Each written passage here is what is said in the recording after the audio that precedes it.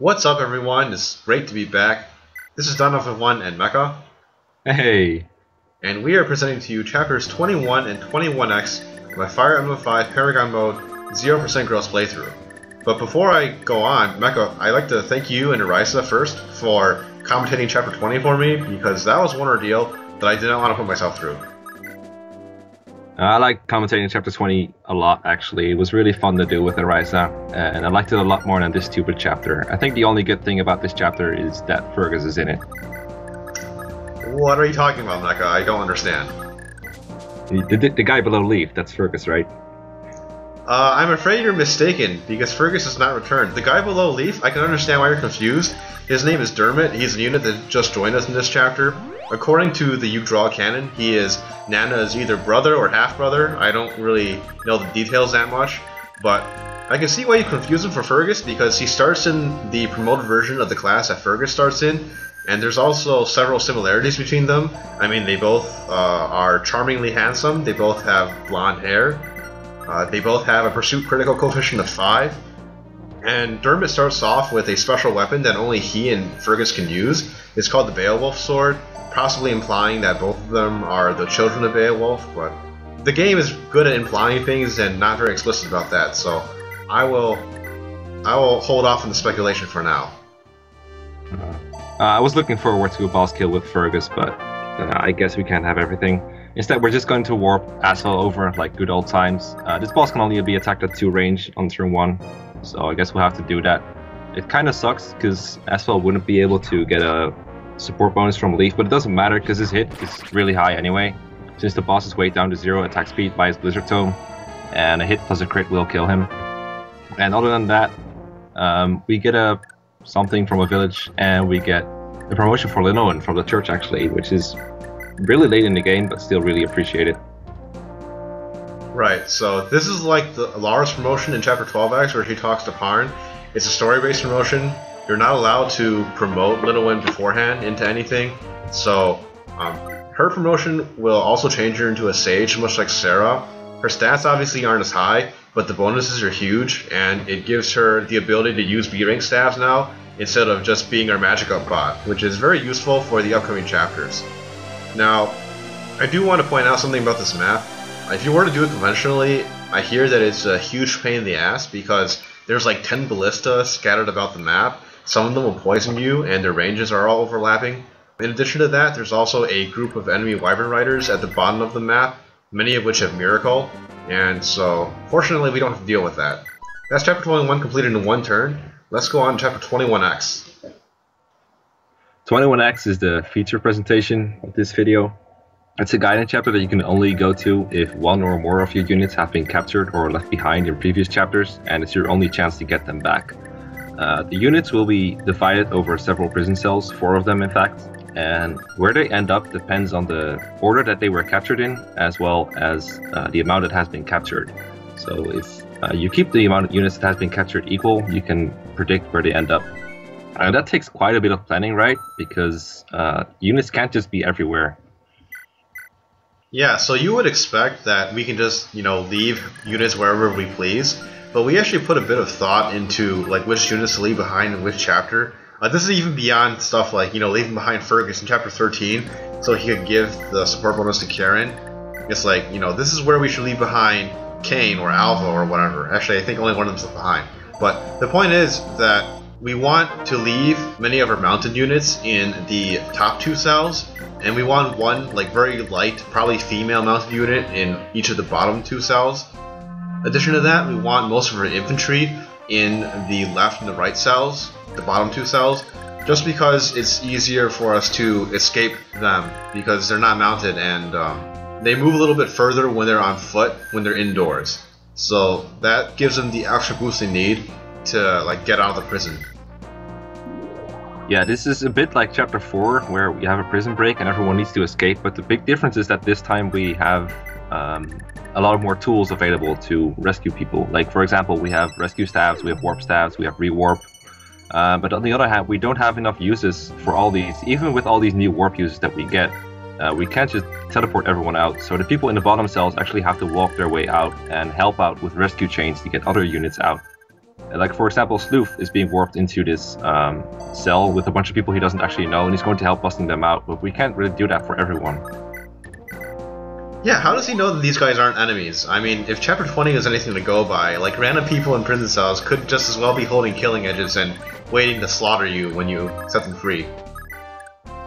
I guess Safi told him. Anyway, it's not easy to play this chapter the normal way. You can't really walk through here uninterrupted. Like, the knights aren't much of a threat, but the central room, for example, has a bunch of heroes and snipers, and the bishops and the baron boss will warp them wherever they please, and they'll start killing your people. And in addition, there's that room that Parn has been warped in that has a bunch of mages that can be warped anywhere they want.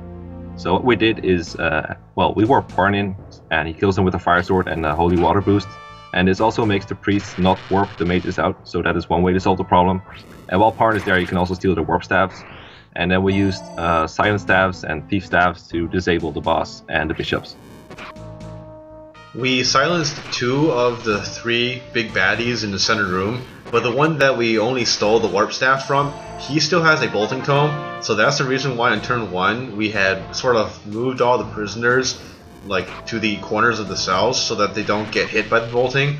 The bishop isn't strong enough to one-hit KO any of them, but bolting does have a pretty appreciable critical rate, so we don't want one of them to get crit and force us to reset. And plus, it doesn't really interfere with our strategy anyway, because we can silence the bishop on turn 2 instead of turn 1, and then everyone will just move back into the correct position. Yeah, so we need to get rid of these hand axe armor knights that are guarding the doors between the prison cells on the left and the right and the exit. And we're going to do that with our female sages, one of which is freshly promoted. Both of them seem very fragile, but in actuality they are pretty fine, because I believe Lenoan is the one that has Nosferatu, so whenever she gets hit she just heals back to full, and she has Wrath, so she just one-hit KOs on the counterattack. And Sarah has Miracle, so even if a hit is lethal, there's a very small chance that it would hit, and they also don't one-hit KO her. And in addition, she also has Wrath, so she one-hit KOs them. Right, and recall back in Chapter 20 we taught her the Sol skill just for this chapter because she doesn't really get to fight a whole lot more in the run. If one of the armor knights does hit her, she has a 17% chance to activate Sol on any subsequent attack and heal that HP back.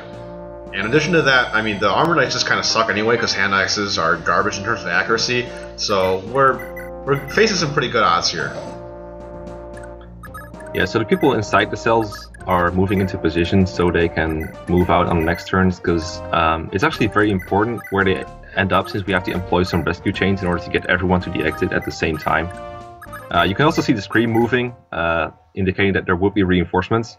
That's because every turn there should be javelin soldier reinforcements from the stairways, but for some reason, because they don't seem to be thinking they can attack anyone, so they just stand still.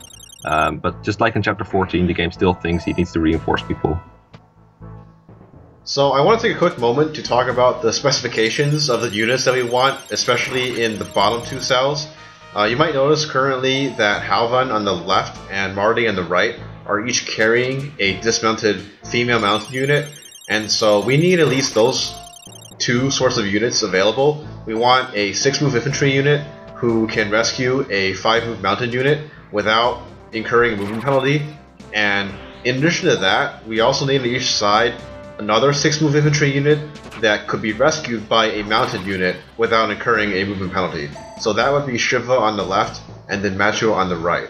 And then whoever else is in there doesn't really matter. It could be like a 5-move mounted unit, such as I don't remember if it's Alva or Kane on the right, or possibly like Brighton, but it's definitely one of those 3. And then on the left, unfortunately, we are dealing with Dalshin again, who always manages to be a thorn in our side on an escape map. Yeah, so whenever new players are asking for advice about this game, they are often told to always try to go to this chapter, always try to leave someone behind at a convenient point, just to get the treasure in this map. And it's pretty easy to do in, like, for example, Chapter 19, where it's really easy to leave a unit behind, so we actually agree with this advice. It's pretty good to go to this chapter, even if it's just for warp staves alone. Like Parn alone in that room can steal like 3 warp staves, and you can get a couple more from the boss room. And then there's some treasure chests. There's a knife proof you can get, which doesn't seem that important in this part of the game, but it's actually going to come in later, whether we get that or not. You can get an unlock staff, which is pretty funny. I don't really know why a staff that's supposed to be personal for Tina is in the chest here randomly somewhere, but you can spend an unlock use to get 3 more unlock uses and get +2 uses that way. So that is pretty nice. And there was also a bolting tome and a vulnerary because they felt like trolling you. So there's a lot of treasure available in this chapter, and you can get it all pretty easily with the unlock and thief staves, as well as some clever stealing and warping. So it's really worth it to visit this chapter, even if you don't really like leaving units behind. I think Tina sees more use in this chapter than the entire playthrough leading up to this point, and possibly the entire rest of the playthrough put together, just because of all the work that she does. I mean, she's going to open 2 of the chests, she steals 2 warp staffs from the bishops in the center room, and she has to help unlock 2 of the prison cell doors. So we gave her a lot of help for this. We had given her the skill ring and the magic ring to boost her skill and magic, and then we had also promoted her for some extra boosts in that regard. So even with all the skill boosts, she still only has an 80% staff accuracy, which makes it a little frustrating sometimes because you can play halfway into this chapter and then on turn 3, where she absolutely has to unlock both the doors on the left and right side, she could miss, and then that would require a reset. But in the rest of the chapter at least, she can afford to miss once between stealing the warp staffs and unlocking the chests. Additionally, the magic ring and the promotion gives her 8 magic, which is high enough for her to pretty consistently steal the warp staffs from the bishops, because the bishops will often have below 8 magic. Sometimes they can have like 8 or 9, but if you didn't give Tina the magic ring, it's very, very unlikely that they will both have 5 or less magic.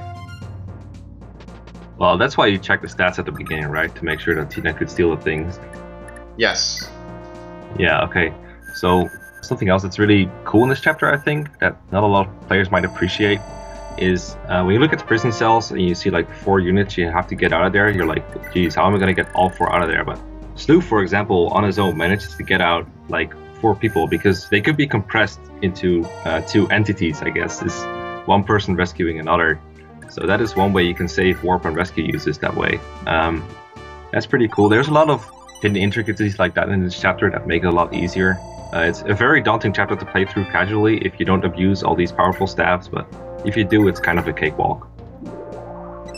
Yeah, and especially if you were to leave behind 16 total units like I did, you probably wouldn't have a clue if you were playing through this casually or blindly of how to best go about rescuing all of them. And it could really degenerate into a mess because all of the prisoners don't start out with any of the weapons equipped. But we ended up determining through a lot of planning that the optimal configuration, or the optimal number of units to leave behind for this map, was 16, because that allows us to still 5-turn this map pretty comfortably with all of the warping and rescuing and rewarping going on. But additionally, it helps save turns in chapters leading up to this, because that allows us to do the really cheesy chapter 13 strategy where we just fly Karen to the city gates. Or it allows us to do the really cheesy chapter 19 strategy where we leave behind like half the army. Yeah, one more note, if you're playing this chapter casually, you might take so long that you actually end up activating the Dark Mage reinforcements that start appearing really late, like turn 30. And they will appear like at the mountain ranges outside of the prison and rewarp through you and start killing your people. So at that point you should really already have left the building, but thankfully this is a done playthrough, so we're already at turn 5 and we're escaping. Yeah, we ain't that casual. So fortunately, one thing that we did remember to do, I remember I did this once before on one of my previous takes of this map. I forgot to rescue Parn out of the center room after he had been done stealing his warp staves. So I once accidentally left everyone behind, and then I realized that Parn was still there. I was like, shit. Yeah, imagine Parn is just sitting there like, okay, I just stole all the warp staves. Can I get out now, please? And no one's responding, so he just talks to the priest. He's like, dude, can you please warp me out? I'll give you back your warp staff, just warp me out. The priest is like, no, and then Parn is like, well, if you don't, then I'll probably kill you. So maybe he could get his way out, but thankfully the rescue staff did get Parn out of there. I think it's fitting that the last unit to escape before Leaf is Dalshin. So anyway, that's chapter 21x completed in 5 turns. At the end of this chapter, there's this kind of odd cutscene between Julius and Ishtar that you are not able to skip. I don't know why they show up in this prison to have a little discussion between themselves, but it's kind of foreshadowing the events in the next chapter, which is also daunting. So we'll see you next time. See ya.